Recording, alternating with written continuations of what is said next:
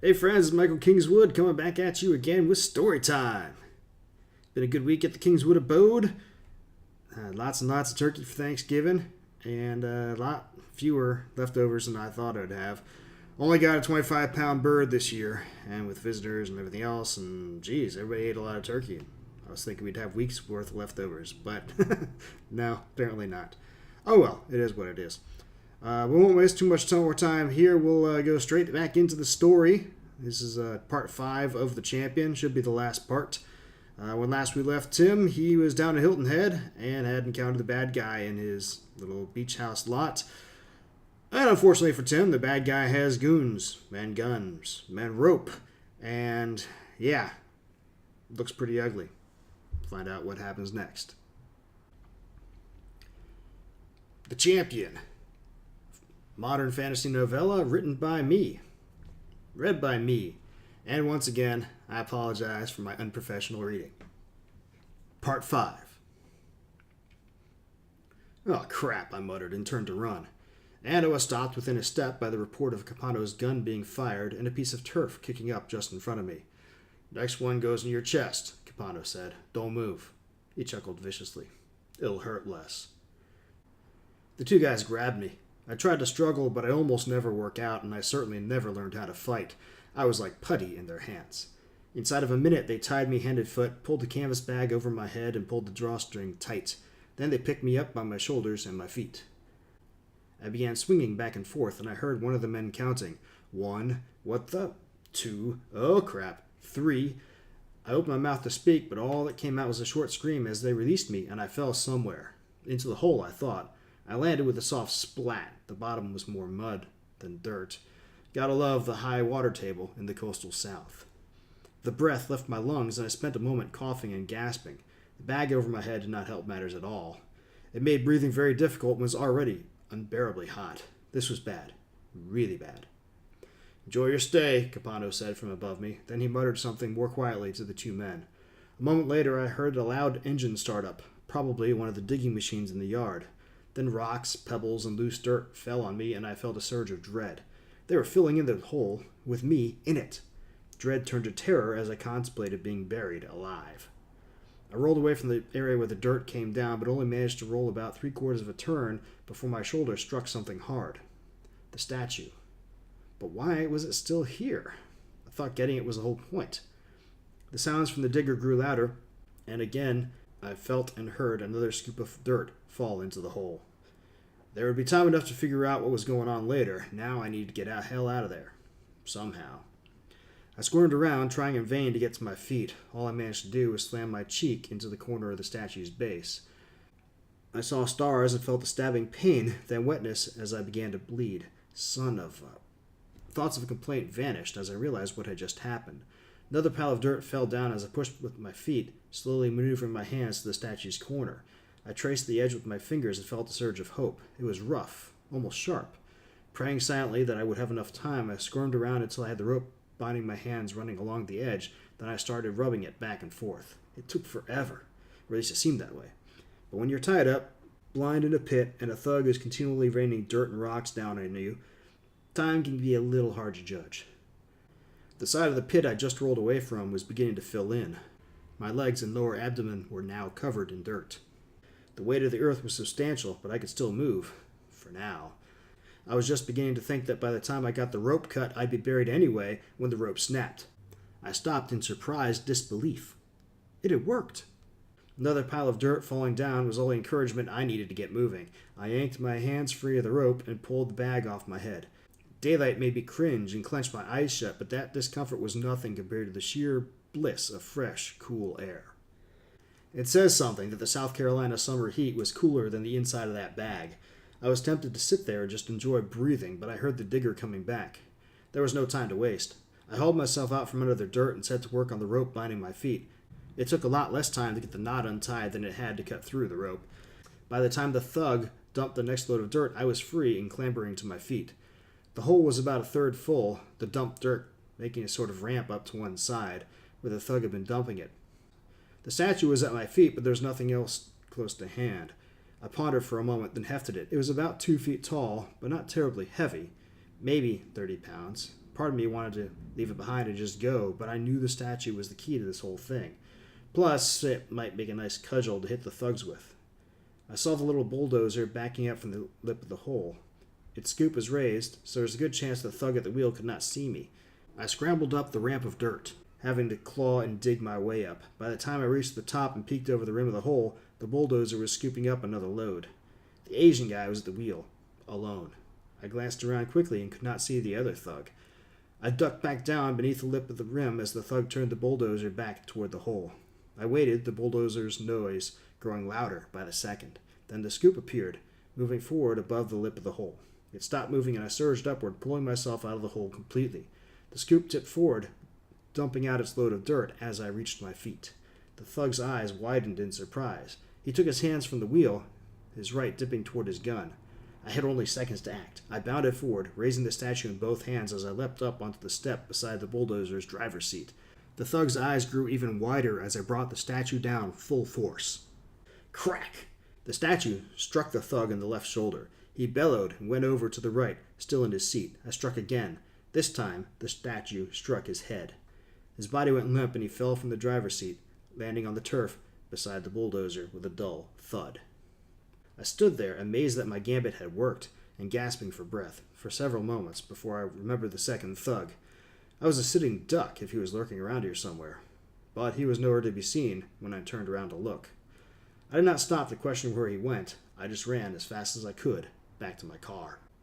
Back at my room, I stripped off all my clothes and took a long, cold shower, then got dressed in a clean shirt and khakis and drank several glasses of water. Once I was feeling human again, I sat down at the table where I had placed the statue, and I examined it. Maybe it was well crafted back when it had been made, but now it did not look like much.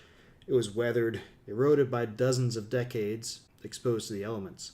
All the same, it was beautiful in its simple depiction of a woman's love for her child. I sniffed softly. Of course, this was not supposed to be just any child, or just any woman, but there were countless renditions of Madonna and Child in this world. Why was this one so important? I turned the statue around on the table. To my eye, it still gave off a soft glow. But as I looked more closely, I could see that the glow was not uniform. One place near the center of the statue, just below where Mary cradled the baby Jesus, glowed more strongly than the rest. I leaned forward and gasped. There, barely visible against the rest of the stone, were subtle cracks, as though there was a panel in the statue. I felt around the cracks, my intuition telling me that the real prize was there within that panel. How Capano missed it, I had no idea, but there it was. Several minutes later, my elation turned to dejection. I could find no way to open it. No latch, no button, no lever, nothing. Maybe Capano had seen the panel after all and simply failed to get it open. In lieu of accessing the treasure within, he simply decided to bury it, so no one could have it. That seemed a fitting course of action for the Dark Champion, which did not tell me how I was going to get it open. After several minutes of trying, I ran out of ideas except for a crowbar or hammer, but that would destroy the rest of the statue, and I did not want to go there. Frustrated, I stood up from the table and turned toward the condo's kitchenette. I needed another drink. But as I turned away, I felt a tugging on my chest, something sliding. I looked down and saw the outline of the light emblem beneath my shirt. Instead of hanging straight down, it hung at an angle, pointing toward the statue. I hurriedly pulled the emblem out and saw that it too was glowing. The starburst symbol unerringly faced the statue no matter which way I turned. I felt a surge of excitement and sat back down at the table. The emblem began pulling toward the statue more forcefully, so I took the necklace off and held it closer. The emblem swung into the statue in the center of the small panel. There was a bright flash of pure white light, dazzling, but not stunning, and the panel fell open with a soft click. I blinked away purplish spots from my eyes and removed the panel's contents, a leather-bound book that was held closed by a thong. A symbol I did not recognize, a coat of arms probably, was stamped into the front of the book. As I removed the thong, it was stiff with age, and opened the book. The pages crackled softly. I winced, hoping nothing had been damaged, and slowed down. The pages were yellow, brittle. Fading letters, written in tight cursive, filled each page. I recognized enough words from my high school Spanish class to identify the language, but there was no way I was going to be able to translate it. What's more, the thing was several hundred years old. If it was not handled correctly, it could be damaged or destroyed. I needed help. A quick Google search on my laptop showed me where to go. I gathered up my things and hurried out to the car.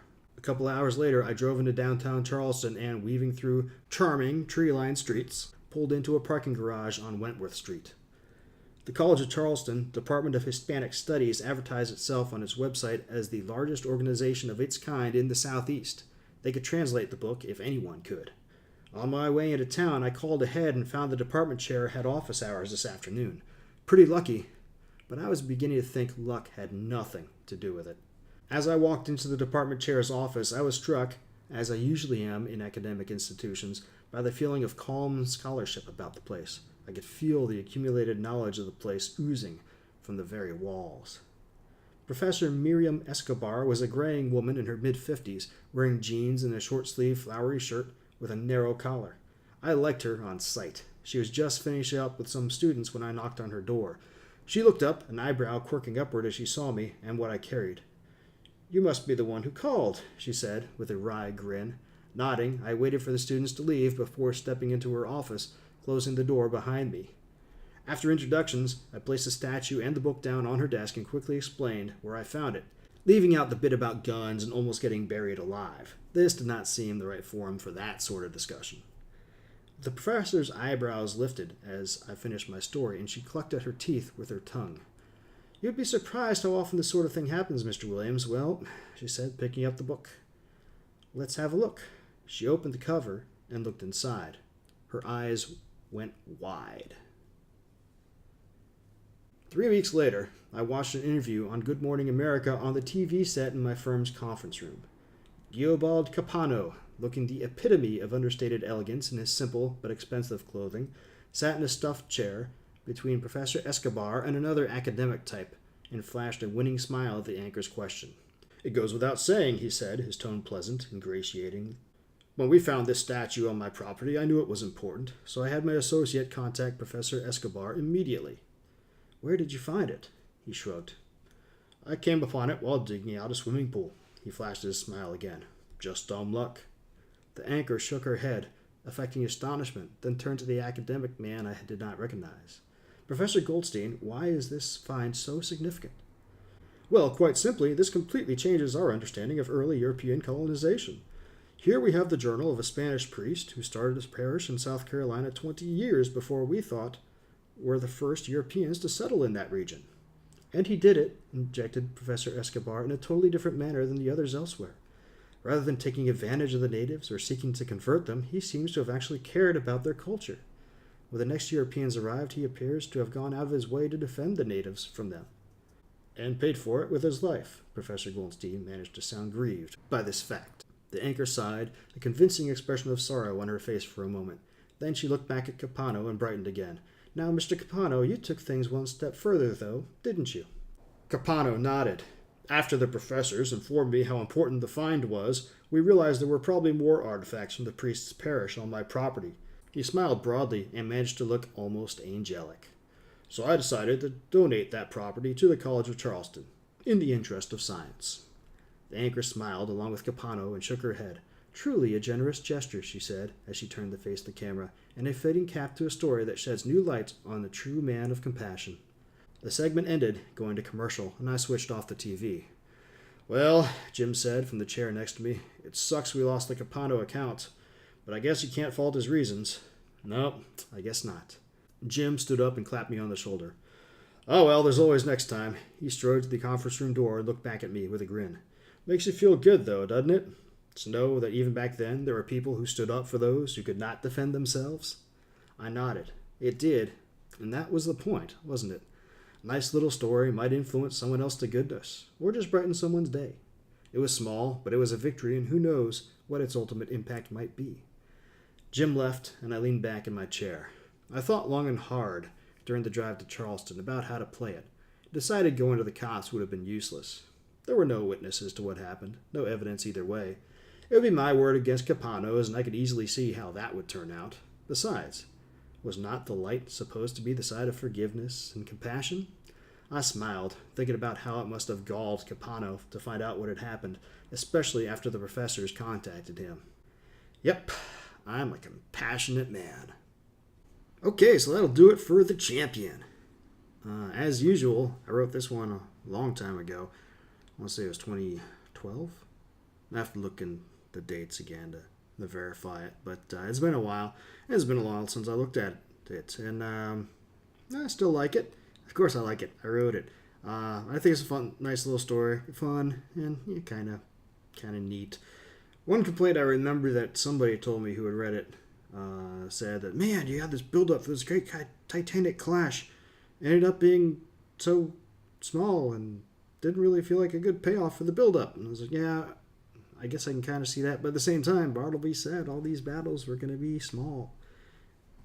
Little small victories adding up over time, not huge cataclysmic things. So I think I went and pointed that out sufficiently early. But who knows? I could be wrong. Let me know what you think. I've got ways to contact me on the website. You can leave comments here on the podcast or video feed. And yeah. See if you agree or disagree. If you like it, don't like it. If you like it, of course, go pick up a copy. You can find it on my website. Find it Amazon, Apple, Kobo, iTunes, anywhere you want to look. And it's in print too. So that works out nicely as well. And at some point I'm going to put an audiobook out. And it's funny, I've been thinking lately, I was like, hey, dummy, you've been reading all these stories on your video and podcast channel. Why don't you take your reading and make audiobooks out of them? And some of the earlier ones was pretty rough, and I have to record those. But these last few, I'm starting to get the hang of how to do it better, and I think it sounds better, so I think I might do that. Take the audio out of here, clean it up a little bit, repackage it, and turn it into audiobooks of short stories read by the author. I'm sure that'd be awesome, right? So look for that to happen in the not too distant future. Okay, so yeah, that's what I've got for this week. Hope you enjoyed it. As always, come back next week. But before you do, like, subscribe, share, tell everybody about it. Come give me a tip. Buy a story. Buy all the stories. Or, just check on iTunes. You leave good ratings and on the various podcasting channels that you listen to. That'll help out as well. And then I'll talk to you next week. Until then, though, don't do anything I wouldn't do.